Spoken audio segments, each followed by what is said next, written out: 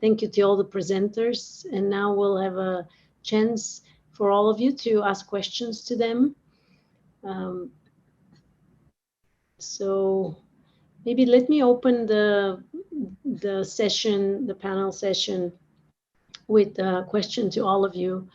Was wondering, what do you think are the grand challenges when we deal with rater disagreements? We are dealing more and more with tasks which are either having ambiguous content or very subjective, and rater disagreement becomes much more prominent sort of observation in data. So I was wondering whether any of you can comment on this.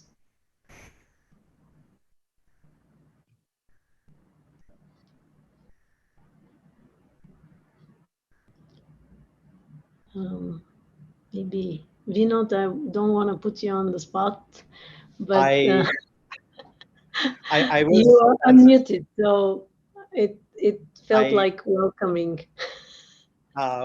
Sorry, I didn't catch the question because I was being transitioned into a panelist. So I saw the first part of your question and then I missed everything.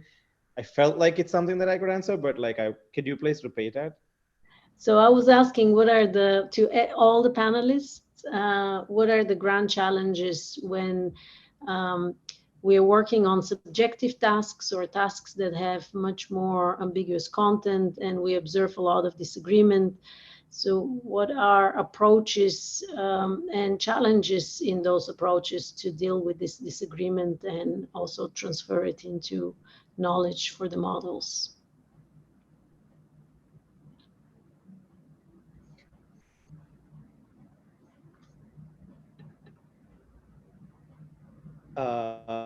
Yeah, I can go. Can you hear me, Laura? There was a little bit of a difficulty, I guess so. Yes.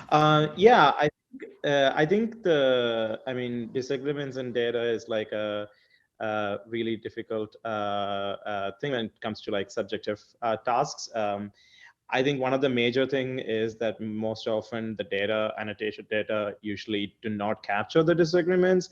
It's usually just like, combined into a single label, which kind of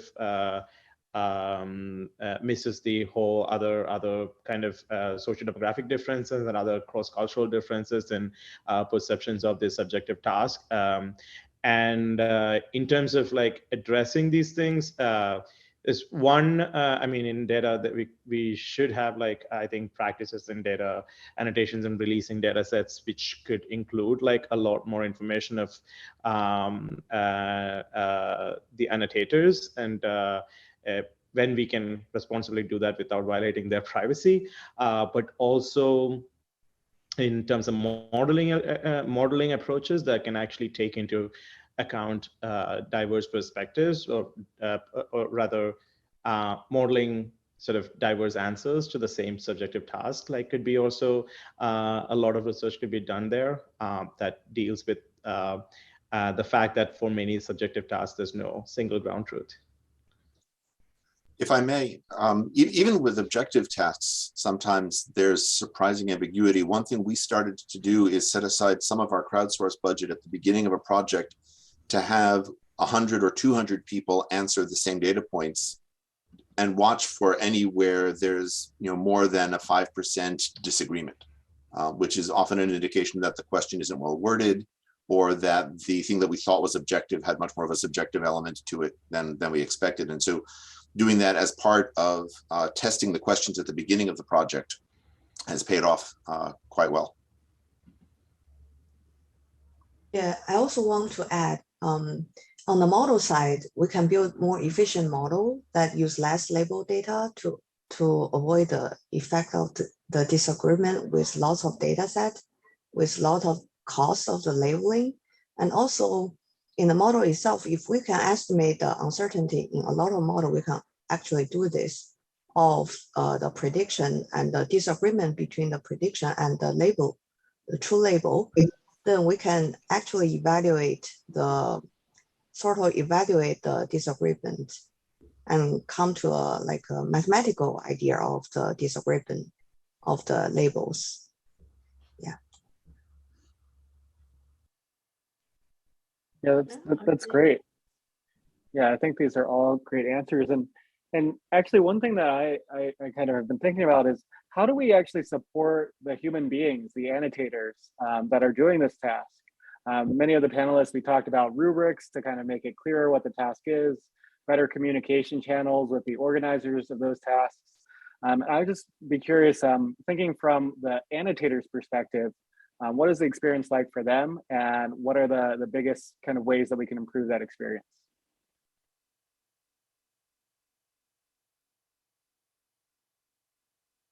I can take a stab at this because we focus on this a little bit in our work.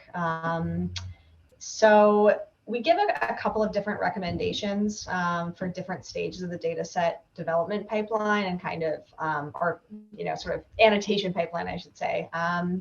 And I think one of the key things is that the way in which we characterize and try and understand the experience of the annotator is that that's actually not completely separate from questions of data quality and questions of kind of formalizing tasks and rater disagreements. Like, these are just kind of two sides of the same coin. And so we kind of approach them from that entangled perspective.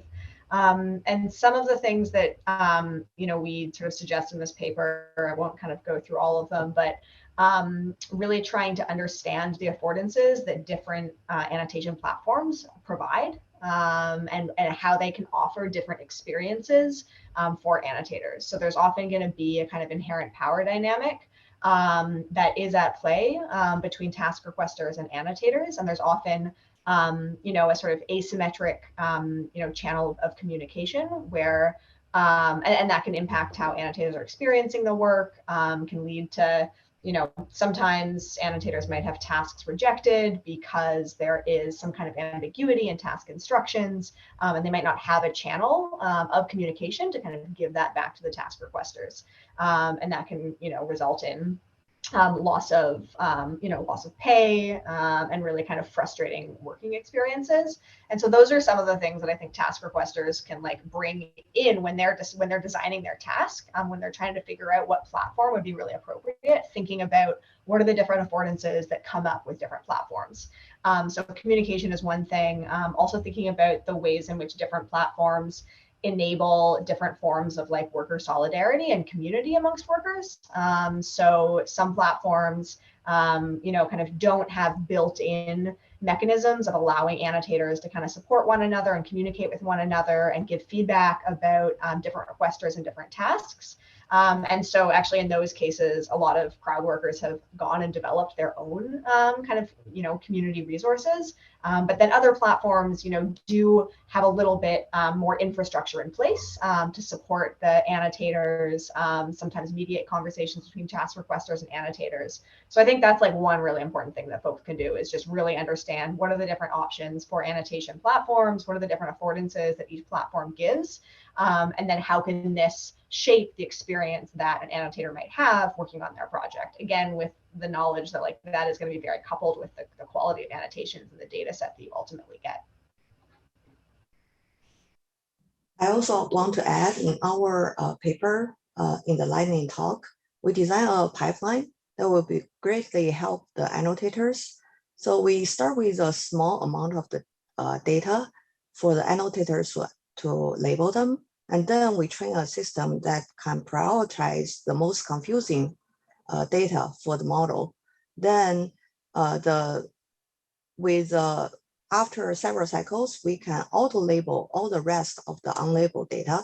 And then the annotator can just make the correct check and make the correction for the auto-label results. So in that sense, it saves a lot of the effort of the annotators. I think it's a very good system to reduce their work. Yeah, thank you. One thing that reminds me of is the importance, if you can do it, if you're not subject to NDA requirements or something, of making sure the annotators understand how their annotations are going to be used, and not just, we want you to identify which pixels in this image are pedestrians, but when you do this, you're going to improve safety, or when you do this, you're going to make it easier for people to compose music, or whatever the end application is going to be. They become more invested emotionally in the work. it's more satisfying. They get more satisfaction from the accomplishment that they've achieved.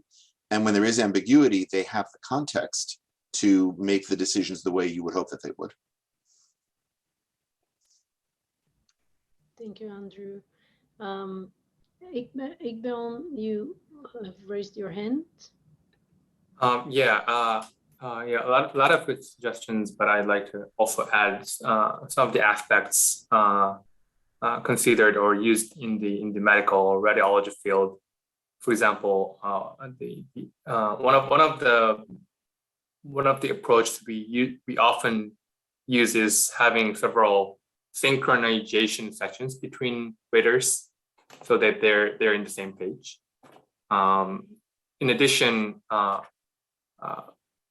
example, for classification tasks or classification annotations, when there's a tie, we tend to give greater weight on raters or annotators with more experience. That's just one of the options.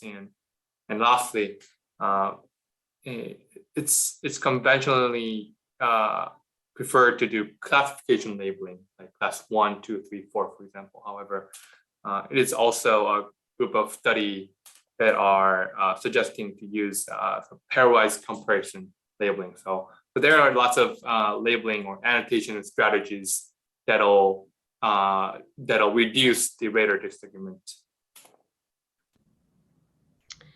I have a question to all of you, follow-up question on this. So you mentioned possibilities in the platforms to support raters to communicate and to discuss.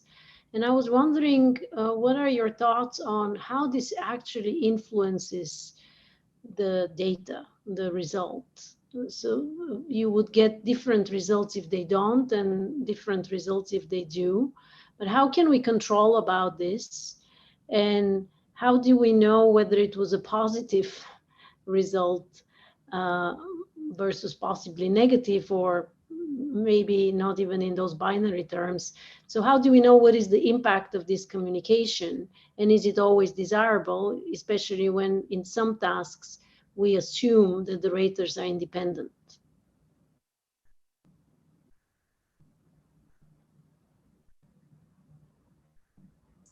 Actually, in many platforms, we can now do hierarchical like control. Like you have first level labelers and then second level reviewers or something like that. And it's a pipeline that can be designed based on the actual needs. So in some sense, we can mark if the data has been viewed by more than 2 people or not. In some sense, we can also give a score if the label is very confidential or not. Yeah. So that's my opinion. Yeah. Thank you. Thank you. I was mostly asking when the raters interact, so not so much about the tiering of their contributions, but when there is interaction as the one that Emily mentioned or Iqbal mentioned, that there is, how can we control for it? And how do we know what is the impact of it on the final result? Well, so I don't actually have a good answer to your question, but I did want to clarify some of the communication that I was referring to was less about like raters who are all engaged in work on a specific task, kind of collaboratively working on that task, but rather platforms that enable like a large set of workers within a particular platform to communicate with one another and share resources and share information like, hey, I've like worked with this task requester and do not recommend it. The instructions did not make sense. I ended up getting my work rejected and so on. And so that's the sort of communication channels that I was referring to. So it was less specific to like people working on a particular task together and more just like sharing information that would support other workers in kind of improving their worker experience and just kind of provide, you know, a channel for sort of worker solidarity. But that being said, I think there is an interesting question of, okay, what does it mean for if individuals are relying on these separate platforms to communicate about task requesters and to communicate about tasks, like what is the impact of that on the tasks that are being generated themselves? My naive thought is that it would probably be preferable if there was some way to communicate directly with a task requester and say, hey, your instructions did not make any sense, and that's why my work was rejected, and not because I was trying to scam you or something like that.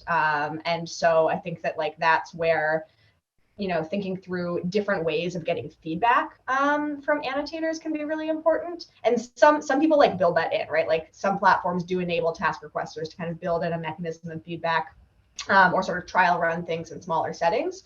I actually don't. So I think more towards your question of what would it look like to have annotators kind of working together, or maybe not working together, but communicating in some respect on a particular task. I'm actually not super well versed in that setting. I would be really curious to hear from other panelists if they have kind of done annotation work within that particular regime. So we did something like that once. We do a lot of work now with dedicated teams rather than crowdsourcing, because as was discussed earlier today by, I think it was Michael, you get better results when you have an ongoing relationship with the task, the people doing the task. And what we did was everybody was assigned a number and a buddy on the opposite team. So tasks would either go, a particular item would either go to the even team or the odd team. And if you were on the odd team and you had a question, you had a buddy on the even team that you could bounce it off of. And that way we preserved independence, but we still gave people an outlet for, I need a second pair of eyes, I'm not sure what to do here. I can't compare that to anything else. We didn't have a control, so I can't tell you that it was better, but it certainly felt better. And I felt better about the fact that they were, at least in theory, still independent observations. Yeah, that sounds really nice. Thank you. I have one final question to close out this session. So we've kind of talked actually about a lot of different pieces in labeling. We have active learning at the beginning to kind of curate the data that we show annotators. We have the labeling process itself, and then we have data quality, as Emily mentioned. And just from your perspective, how do all three of these, how do these pieces kind of fit together in kind of a grand vision when we think about annotation now and in the future?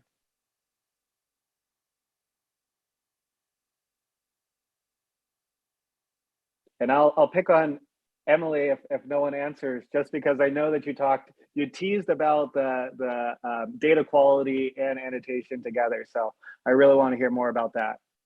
Yeah, so I can talk about annotation and data quality maybe a little bit. What was the third kind of pillar that you talked about? Active learning. So before you actually annotate anything, figuring out what should you annotate. Right, gotcha. Okay, well, I think maybe I can tackle that as well. So I think very briefly, one of the main thrusts of our paper is that these different components are super interrelated, and also the task of the process of annotating data, there's a lot of iterative aspects here, and data annotation is deeply related to kind of your conceptualization of a task, and you might have to iterate on what exactly it is that you are formalizing into this data set as you go through this process of annotation, right? I sort of think of a data set is a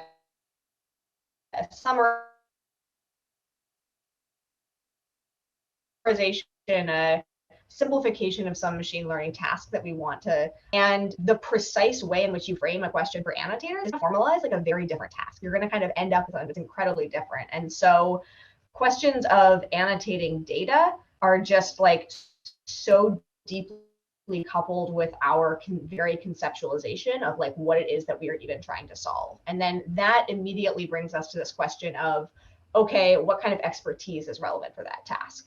What kind of perspectives are really important to bring into that task? If people have differing opinions, is that noise, or is that a really valuable signal that actually people in the world disagree on this particular thing? And so that's where this kind of question about disagreements that sometimes might just kind of get resolved in some kind of data cleaning stage, very closely relates to this question of data quality, right? How are you defining high quality data? Is high quality data just mean that you have high inter-annotator agreement? If so, then you're probably simplifying your task and missing a lot of nuances of your task in a certain way. And then these aspects of kind of worker experience tie into data quality as well, because as soon as we treat data labelers as sort of interchangeable anonymous figures, then that gives rise to a very particular formulation of our task, right? We're sort of ignoring the fact that there might be some kind of valuable expertise that different individuals might bring to bear for this particular task. And so depending on how we frame the task with respect to these different kind of subjectivities, that gives rise to a very different sort of relationship with annotators, right? Either positioning them as potential experts in a particular area, or as just kind of nameless, faceless, rote workers. So I'd say that's like a little bit of a response to like the deep coupling, and I realize we're running short on time, so I'll stop there.